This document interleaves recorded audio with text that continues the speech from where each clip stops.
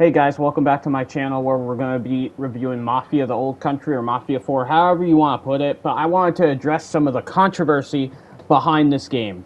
Basically, what's been going on is it all started with this guy on Twitter basically posting a clip of Mafia, someone chopping wood on Mafia the Old Country and Red Dead, 1. And it just sparked this controversy. I've seen people call it janky, terrible, this and that, and as someone who's played this game, I can't agree with it. I really can't. I think this game's good, and people are giving it flack. What I want y'all to really know about this game, the most important, not even my opinion, it is $50. So there are gonna be cuts and corners in some places, and some dialogue, like when they're not in cutscenes, it's going to look not the greatest. Because this is a $50 game. People are judging it like it's a $70 game. It's not. You have to judge it like a $50 game. Like Expedition 33, Fall of Avalon. Those games, those are $50 games. And because they're smaller companies, like, not everything's gonna be like an Expedition 33, a Baldur's Gate 3 every time. Another important fact you need to know going into this review. This is a linear story. I beat it in around, maybe 14 hours. If you play on a really easy difficulty, you're gonna beat it in, probably 10 hours. Maybe a little bit less, at the least 8 hours to 10-hour marker. Now, if you collect some things, they have some interesting collectibles, these, you'll pick up these newspapers or a list of targets, and I really like that. But I just think the drama behind this game is ridiculous. It's stupid, but I might make another video about that. Now I'm going to get into the review. What I basically wanted to talk about first for the main review here is that at the start of the game, I think it's very unique. Because in Mafia 1, you're just a normal guy brought into the Mafia. Mafia 2, you're kind of like, you already were around that type of sort of thing. And you were brought in. Mafia 3, you wanted to kill the Mafia. But this one's very different. You're like this prisoner at this mining camp. And then some stuff happens with your best friend. And then the Don, I can't remember his name exactly because he has a complicated Italian name, but the Don basically takes you in to make sure you don't die, and then a little bit later you join the Mafia, and then you start work for him, and some things unfold after that. And at some point in the game, you're gonna do a horse race. I was a little worried because I'm one of the people who played Mafia 1 Remake, and I did not like the racing in that game. I'm sorry, I know it's beloved by a lot of people, but I'm not one of them, unfortunately. But it's safe to say it seemed like when I was playing the horse race, it was fairly easy. It wasn't that hard at all. But then, as you know, if you played the game, there's actual racing, legit actual racing around the map. It's not like a circuit like it is in the first game, but, I still failed it one time, but that was my slip-up. But what I will say is really nice. Instead of restarting you back from the start, let's say you messed up, crashed somewhere, and you failed the race, right? It will go back to the last place you were. Let's say you were in second place. You almost won, but you crashed and fucked up, right? It will go back to second place. It will not restart the whole race again. So that makes it 10 times more easier. It doesn't matter what difficulty you're on. I looked and checked. It doesn't matter what difficulty you're on. So, that gets a plus for me because those races were very difficult. And I also wanted to talk about the rewards you get. When I started up on this game, I just expect to play it, have a bunch of fun or whatever. But I got rewards for playing Mafia 1, Mafia 2, Mafia 3. I didn't expect that. I really didn't. I shout whoever owns the company or whatever, 2K or whoever made that possible, because basically you get Lincoln Clay's shotgun, you get Tommy's car, and Vito's, 1911 pistol, which is amazing. I didn't expect that at all. I wish I could like shake the dev's hand for that. Like honestly, that's like some of the coolest shit ever.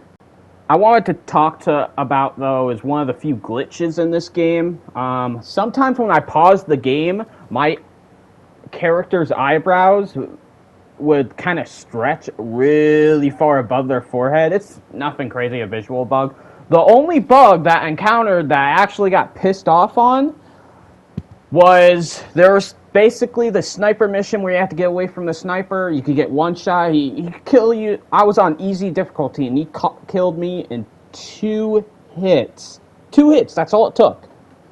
So, you know, it was a really difficult mission for me personally. I kind of suck at video games, so I'm sorry. But basically, there's this one part where you have to kind of go in this like little hallway out in the street, and I kept trying to do it, and it was blocking. Like I couldn't get through. It was blocking me. And then what I didn't know what I had to do is I had to stand up while he's trying to shoot me, then crouch again, and then I could walk through. I don't know if that was intended, if that was a bug, but 2K or whoever owns the studio, whoever the devs are, please, I am begging you, fix this. This is a great game, but that is a big problem because I wasn't the only one. I went on Reddit. A couple other people had that same issue. But other than that, there's not really any bugs in the game. Other than what I just told you, there's no really game-breaking bugs that are stopping you from enjoying and having a fun time. But let's go into the story a little bit. You'll get some time skips here and there, like you start at 1904, but I think you end around like 1907, 1906. So it's a good, decent gap. And I also wanted to talk about, there's this huge romance with Enzo and this Isabella girl, and that's what centers the whole like second, third act of the game. I won't spoil anything, but it's really nice. This game really grips at your emotions. You're gonna see some characters you like, some characters you don't like, see people you love die. It's just a beautiful game, and I just want to say I miss linear games like this. The like Arkham Asylums, you know, those really good, you know, linear story games. We've gotten away from that in the recent years by just playing all these open world, Souls-likes, all these just mess of a games. Like some of them are really great, but we need to go back to these type of games. And it's $50. Like that is a bargain. And let's say you don't want to spend $50 right now. Wait for it to go on sale. Guess what?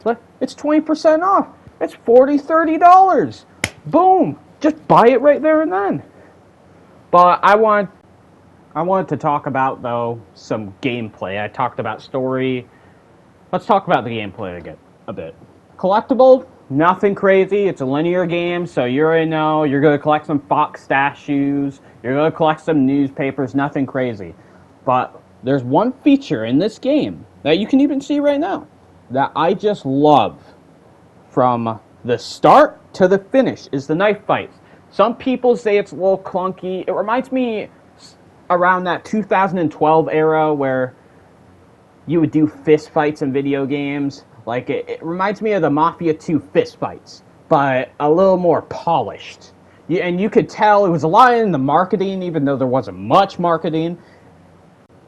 But it's very like into the game. There's like slashing, thrusting, and then when like someone's on their guard, you throw a giant strike at them, and then you can like barely dodge an attack, or then on top of that you can parry them. So they went really deep into this knife fighting. And then come to find out, I was watching this one Mafia guy talk about this game, and he was like, yeah, knife fighting really started in Sicily back in this time. This was a real thing. So this isn't just a random game mechanic. They went like, hey, this would be cool. This actually happened. So it's, you know, historically accurate, which I just find even more fun.